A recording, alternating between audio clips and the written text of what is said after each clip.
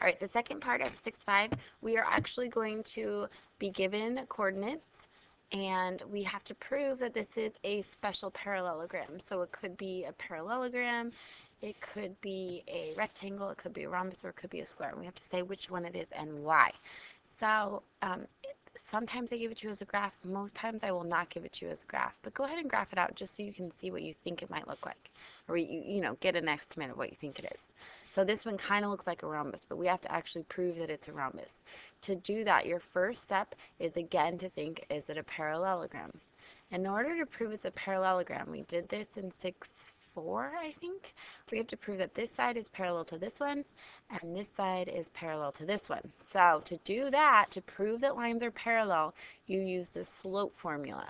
So you're going to use the slope formula for the opposite sides. So let's see, P is right here, Q is here, R is here, and S is here. So the slope, we have to prove that PQ has the same slope of SR, and we have to show that QR has the same slope as PS. All right, so the slope formula, one formula you're going to have to memorize that you did in algebra is slope is y2 minus y1 over x2 minus x1. So if you have it graphed, you can just count rise over run. If you don't have it graphed, you're going to have to take, for PQ, for example, this is your y and this is your x. This is your x, this is your y. So if you wanted to do it algebraically, you would have to do, to find the slope of PQ, you'd have to do 6 minus 4 over 2 minus the negative 1. And that's going to get us 2 over 3. So let's see if that's right. Looking at it, we go up 2 and we go over 3. Yes, so the slope is 2 over 3. Looking at SR, we go up 2 and we go over 3. So the slopes are the same for that side. Now we have to look at the other side. For QR, we're going down 3 and over 2. So negative down 3 over 2. For PS, we're going down 3 over 2. So negative 3 over 2. Sweet. It is a parallelogram. Now for number 2, we have to prove that it is a rectangle. Now there's different ways you can do this, okay? But probably the easiest way for you guys, there's lots of ways to do this. Probably the easiest way for you guys is to look at the distance of the diagonals. So the distance formula, you could do a squared plus b squared equals c squared if you graph it. If you don't graph it, you have to use the distance formula. So the distance formula is y2 minus, x. Well, it doesn't really matter, but okay. It's x2 minus x1 squared plus y2 minus y1 squared. If you do not like the distance formula and you don't think you can memorize this, please graph it and do Pythagorean theorem. Okay, again, you're going to have to find the distance of the diagonals. So this time I'm looking at PR and QS, and I want to prove that PR, the distance, is congruent to QS. That will prove that it's a rectangle. So if you're looking at P and R, you would have to take negative 1 and subtract 4. So negative 1 minus 4. That squared, negative 1 minus 4 is 5. 5 squared is 25. And then you have to do the same thing for the y's. So 4 minus 3. 4 minus 3 is 1. 1 squared is 1.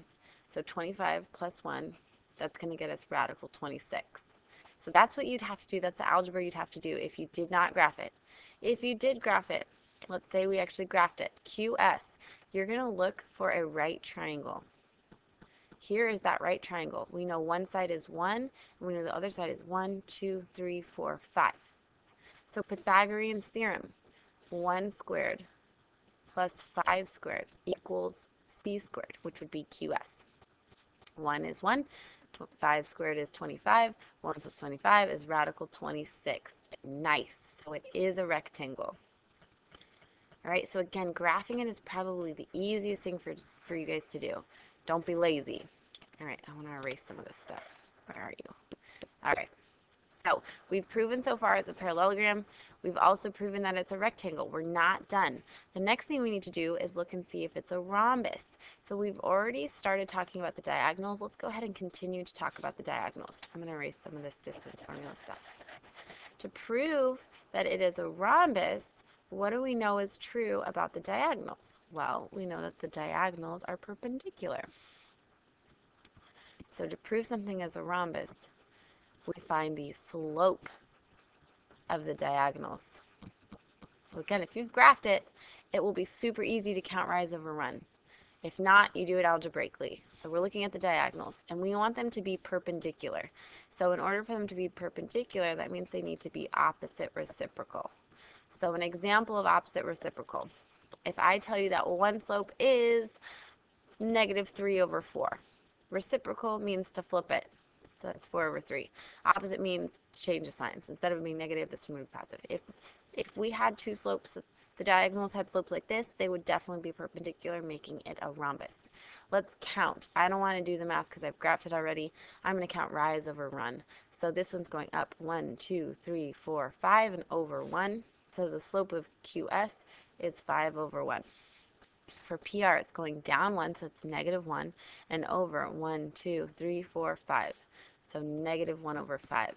This is opposite reciprocals, so yes, it is a rhombus. When you have a parallelogram, that's also a rectangle, and is a rhombus, remember, it's the most special of it all. It is going to be a special square. Ta-da! If it happened to not be a rectangle, but it did turn out to be a rhombus, could it be a square? No, it could not. A square must be a parallelogram, a rectangle, and a rhombus. If it's not, it cannot be a square. It would just be a rhombus. Okay? This is how you do it. Good luck, everybody.